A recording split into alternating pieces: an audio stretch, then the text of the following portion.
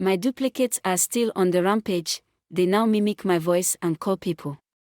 There is no limit that people cannot go to cause mischief on their target. I have been a target both locally and internationally.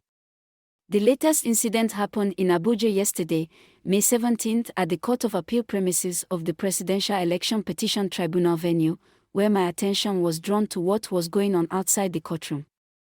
A report came to me while I was seated in court that one Prince Mustapha Odu, son of the late governor of Kogi State, held the Obedience chief spokesman, Dr. Yunusa Tanko, and some others spellbound, castigating and talking down on me, describing me as an ethnic and religious bigot. He claimed that I called him while I was in front of his office on Tuesday morning at about 11 a.m., but suddenly cut off the phone after I spoke Igbo and he, Odu, was unable to respond.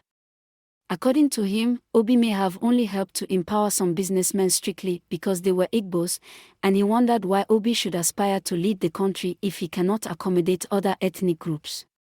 It was one of my aides who quickly alerted me on what was going on, and I pleaded with him to go outside and tell the obedients who were with the man to kindly delay him until I come out of the courtroom. After the court proceedings, I met with Odu and he repeated the same story, adding that he was angry at me for cutting off the phone on him because he could not speak Igbo.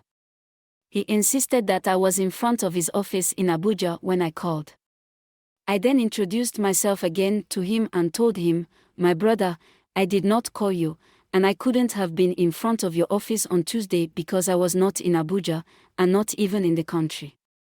At about the time you alleged that I called you, I was arriving Nice in France for a meeting.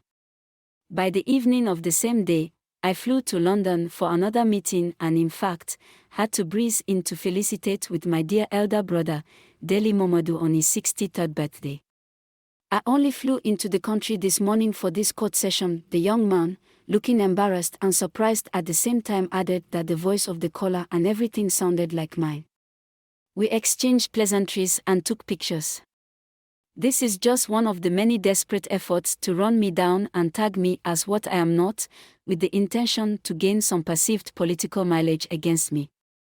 Ordinarily, I am not scared or worried about competitions provided they are within the legitimate rules of engagement, but going this far is worrisome.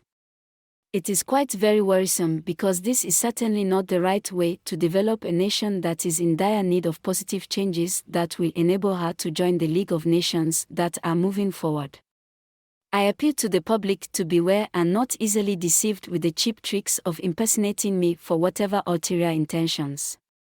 Views exclusive rights, Peter Obi, Labour Party presidential candidate, 2023 Nigeria General Elections, May 19, 2023.